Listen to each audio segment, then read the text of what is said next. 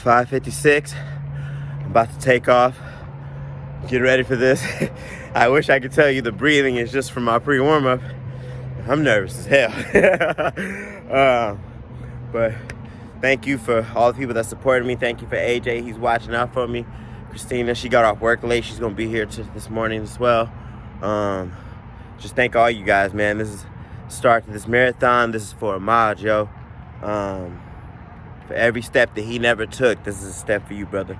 All right, y'all. Love you guys. Maybe I'll try to check in if I take a stop or something, but really, I'm really just trying to push it. We're going for 3 hours max, but I'll probably take me more like 3:30 or 3:45 or even longer, you know, it's first one. So, love you guys. Thank you. I said empty your mind. Be formless. So, let me go ahead and tell y'all what this marathon was like, man. I only had 1 cup of oatmeal. I watched the video of Ahmad, and I just was really trying to get my head in that right space of being thankful and grateful and all kinds of things like that, man. I wanted to remember the reason I was running. I wanted to do the best I possibly could, but mostly, man, I just really wanted to finish and just show that what you can come from when you were given the opportunity to live your life and to really go out here and achieve something you didn't think was possible years ago. It's what happens when you take people from this earth, you know, thinking that you're God, and you're not. You know, we are all just people under one universe, supposed to accept each other in any way because we're born the way we are. We choose to be the people we want to be, but we're born the way we are. So I just want to get that off my chest. And so I got to the marathon spot. I had my friend AJ, my neighbor, follow me.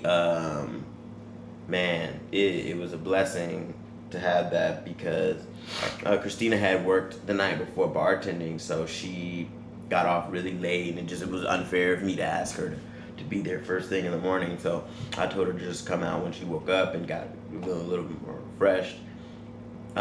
Me and AJ, we got to the spot, and I needed to be by myself. Got by the spot and started warming up and stretching. And at 6 o'clock on the dot, I was off. Literally, I was bumping some music. I was feeling good. There was really nobody out because it was so early on a Saturday morning, you know, people sleeping in. So first 13 miles straight up, I was good. It was nothing. Like I was feeling like it was a regular run. It was a little more uphill than I really initially thought it would be, but that's okay. That's what happens when you prepare. After that, I went up. When I turned back for the 13 miles, that's when I knew it was for real. Because I've run around my area, or I've had my route for so long that my body knows when it's time to relax, when it's time to kick it up, you know. But when you're running in a new terrain or a new space, you really feel it. And I mean, luckily I ran from like Ventura Beach to Rincon Beach pretty much, and booked it back. So luckily about mile 15 is when I started to feel the thirst, and so I got some coconut water and some dates, and I smashed that. And I looked at the time, I was averaging 6:56 a mile. So I was feeling good, feeling great, you know. I met up with AJ. Then I ran like maybe another 2 miles, and I redid some water and some dates. So then I told him about mile 20 is probably when I'll start to really slow down and just, you know, probably start breaking down a little bit. So I'll probably need some help. Man, I'm running down the coast. Mile 20, bro, I was feeling golden. Boy, I was, eating. We was good. It was good. So I had around mile 22, I seen AJ for like the last time, and man, I fucked up. I fucked up. I'm like reliving the moment. But so the spot where I told him I had my phone was telling me I had 4 more miles, right? So I was like, 4 miles? Like that's it? Like let's get Keith, you know, like let's go.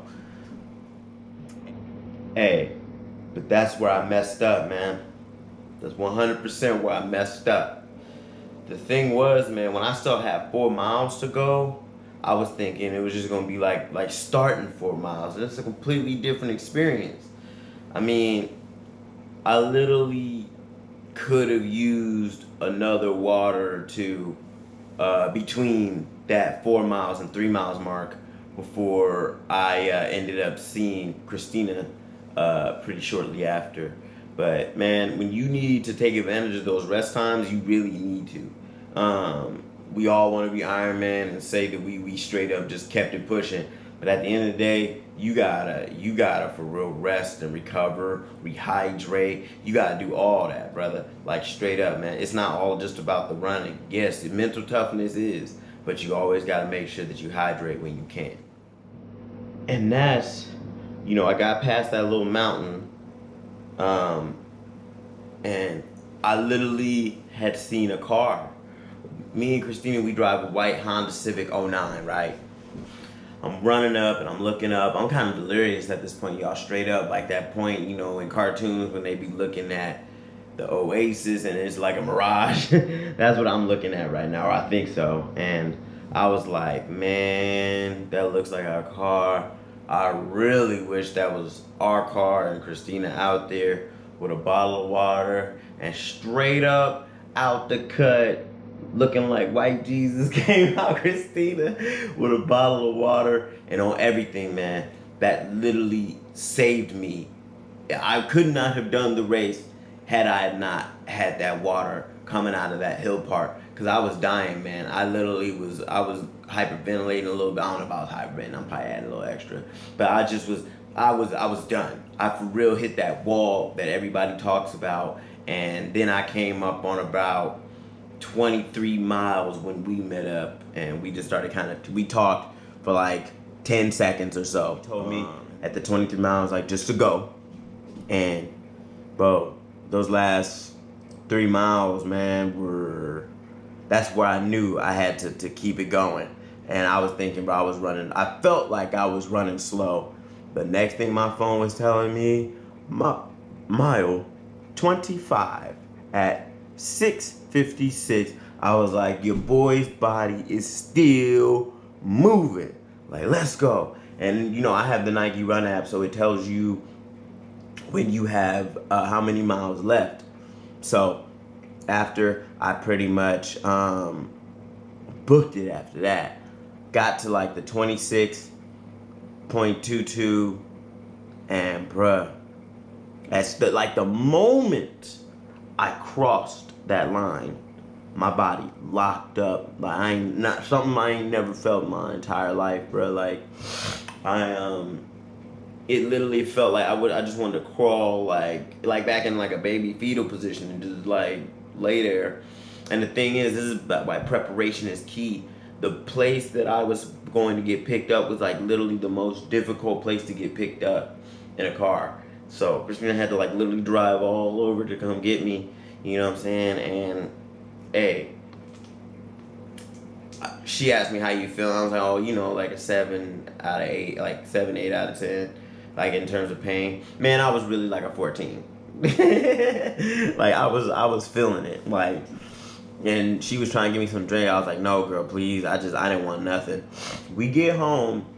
I get up out of my clothes. I put this white robe on.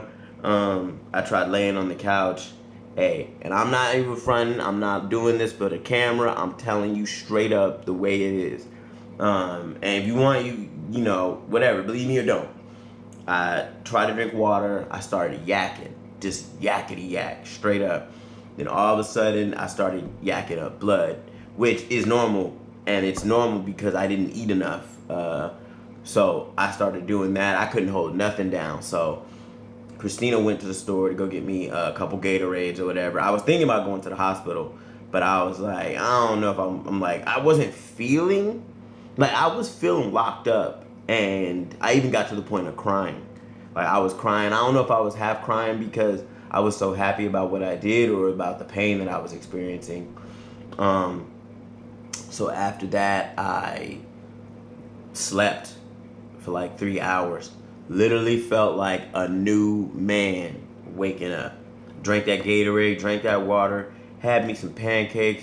Boy, was feeling good. And just like, then I went to the running mile 26 shop and entered my time. Got me a shirt, got me this little thing, man. And I want to tell y'all something, man.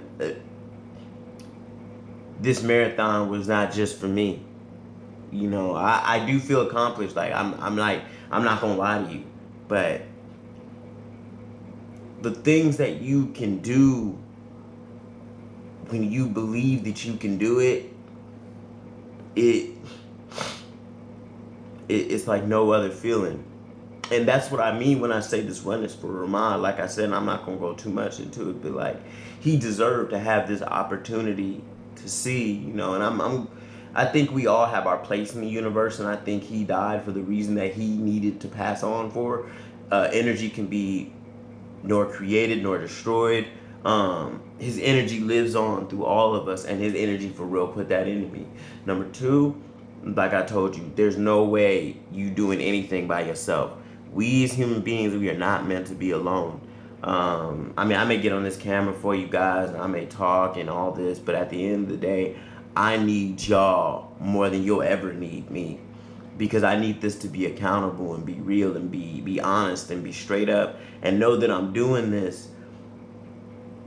And this marathon to me was a moment of a step in the right direction of where I want to go. I thought about so much stuff in that 26.22 miles, you know, stuff that I just knew. I'm sorry, I keep scratching my nose, allergies and shit. But I just want to tell y'all, man, thank you guys for all who supported me. Apologize. Thank you guys for everybody who sent me a text, everybody who liked my photos or did any of the stuff, just like hit me up on the low, like people that were just genuine. Like, I could not have done this without you, and I want to let you know that this isn't going to stop for me. I plan on making all these type of videos, but you know, I'm recovering for the next 3 days. I just want to let you know how much I love you guys. Thank you so much. Hopefully I ranked in a good time. When I get those results on where I ranked, I'll put those out for you guys. I apologize for having such a long video on Sunday morning, but I really just wanted to give you guys my experience. Tomorrow we'll be talking about my recovery, what I'm going to be doing next, what's going to be happening with these YouTube videos. I just can't wait to share more stuff. Today I'm going to be programming for all my clients, and it's just really time to get back to work. So it's Keith Kilgore, y'all. HTEW Fitness, man of the people. I used to say I ain't shit, but I'm feeling good today, okay? Happy Sunday. Be grateful, be beautiful, be blessed. Love y'all. Peace.